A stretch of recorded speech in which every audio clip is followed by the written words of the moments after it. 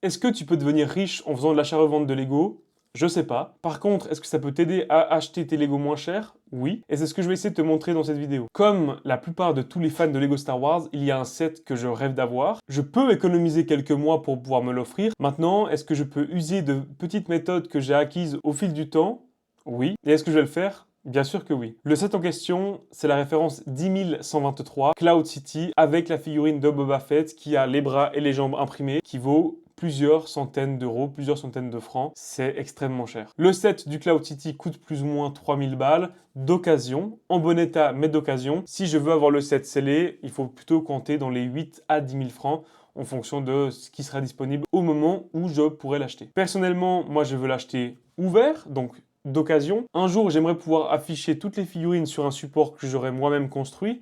Donc forcément, il faut qu'elle soit hors de la boîte. Après, forcément, si un jour j'arrive à acquérir la boîte scellée, bah, je dirais pas non parce que le 10-123 Cloud City, encore dans la boîte en bon état, bah, c'est un peu l'item sacré pour tous les collectionneurs de Lego Star Wars. Je ferai prochainement une vidéo détaillée sur plein de tips que j'ai acquis au fil des années qui me permettent justement d'économiser un peu d'argent à droite à gauche lorsque j'achète mes Lego d'occasion ou même neufs. Maintenant, on va parler d'achat-revente. Mais dans cette vidéo, on va rester assez bref par rapport à l'explication. Pour résumer en quelques lignes, qu'est-ce que c'est l'achat-revente de Lego? C'est tu achètes un lot que tu estimes pas trop cher pour ensuite le revendre plus cher. Voilà, en quelques mots, ça donne ça. Dans cette petite série de vidéos où je compte faire plusieurs épisodes jusqu'à atteindre plus ou moins 4000 francs pour pouvoir rembourser ma mise de départ et du coup garder de quoi m'acheter le set, je vais vous montrer un peu toutes les étapes qui m'auront permis d'arriver à plus ou moins 4000 francs. Ma mise de départ pour cette petite série de vidéos, elle est de 420 francs.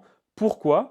Parce que j'ai trouvé un lot intéressant sur lequel je devrais normalement réussir à doubler ma mise et en faisant cette opération plusieurs fois, je devrais pouvoir arriver à la somme souhaitée, soit 4000 francs. Comme je l'ai dit tout à l'heure, je donnerai plus de détails la prochaine fois sur quel type de lot choisir, etc. Par contre, pour ce premier lot, c'est un lot qui est composé quasiment exclusivement de figurines parce que c'est en principe les lots sur lesquels on peut faire le plus de bénéfices facilement. Et maintenant, je vais vous montrer le lot en question. Je vous rassure tout de suite, le lot il n'est pas composé du Gunship ni du Venator, mais seulement de ce qu'on a devant. Donc on a plus ou moins 45 figurines avec en plus le set 75012, le Bark Speeder avec notre ami Rex Phase 2. Comme je vous l'ai dit, le lot m'a coûté 420 francs. Je l'ai un peu disposé d'une façon à vous expliquer plus simplement mon raisonnement parce qu'il faut être rapide lors de la prise de décision. Parce que dis-toi bien que si le lot t'intéresse toi, tu ne seras pas le seul dessus et il faut être rapide parce qu'il faudra pouvoir confirmer rapidement à l'acheteur que tu es intéressé par le lot et que tu veux l'acheter. Du coup, dans le raisonnement, le lot, comme je l'ai dit, je l'ai acheté 420 balles. Tu enlèves déjà plus ou moins le set 75012 qui comprend donc le set complet, le manuel, la boîte, les 4 figurines en très bon état. Ce lot-là, tu vas le revendre à part. Je peux le revendre, je pense, 150 balles. Donc tu peux déduire ces 150 balles aux 420. Il te reste donc 270 à devoir rembourser. J'ai retiré du lot ces 3 figurines-là qui ne sont pas complètes.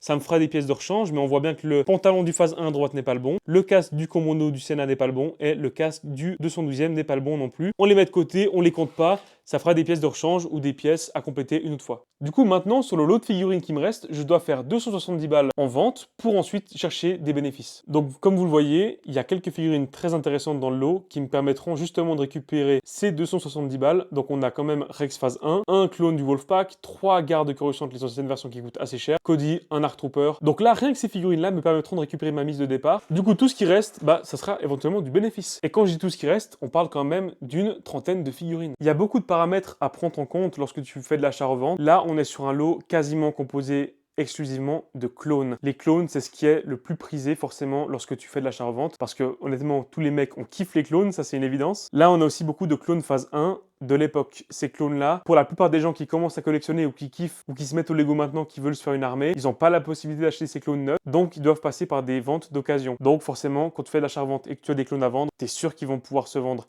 pas forcément très bien, mais en tout cas, tu es sûr qu'ils vont pas te rester sur les bras. Un exemple tout con, tu as vu la gueule de tous les droïdes qui me restent, et encore, j'ai réussi à en liquider quelques-uns, mais la plupart de ces droïdes qui sont là, je ne pourrai jamais les vendre. Personne ne s'intéresse au C3PO, R2D2 et compagnie. Je vais peut-être pouvoir les vendre un jour, mais ce jour-là n'est pas encore arrivé. Et pour revenir au lot de clones, il y en a quelques-uns qui restent super intéressants, sur lesquels je vais pouvoir récupérer quelques petits sous. Typiquement, les quelques figurines que je viens de sortir du lot peuvent se vendre quelques petits sous, et même toutes celles qu'il y a derrière valent plus ou moins à la pièce entre 5 et 10 balles, qui est super intéressant. Donc moi, maintenant, pour être efficace, j'ai créé une liste Excel Excel. J'ai répertorié toutes les figurines avec les références, les noms, etc. Et comme je l'ai dit, la mise de départ est de 420 balles. Avec ce lot tout compris, je vais essayer de me faire 1088 francs, soit un bénéfice d'environ 660 balles. J'attendrai la prochaine occasion, le prochain lot que j'achèterai pour vous montrer l'avancée, justement, qu'est-ce que j'aurais vendu d'ici là, etc. Voir l'avancée, les bénéfices, les pertes, etc. Il n'y aura pas de pertes, hein, je suis expert, non, je plaisante. Mais du coup, la prochaine vidéo à ce sujet-là me permettra de vous montrer l'avancée. Je me fixe pas de date, c'est-à-dire que je ne vais pas me ruer sur des occasions où je ferai 10 balles de bénéfices. J'attends quand même d'avoir des petits montants qui valent la peine d'être traités, autrement ça vaut pas la peine. Comme j'ai dit, bientôt une prochaine vidéo où je vous expliquerai un peu tout ça en détail avec aussi d'autres petites astuces pour vous expliquer un peu comment est-ce qu'on peut faire pour économiser des sous. Mais d'ici là, portez-vous bien et on se dit à très vite. Ciao la team!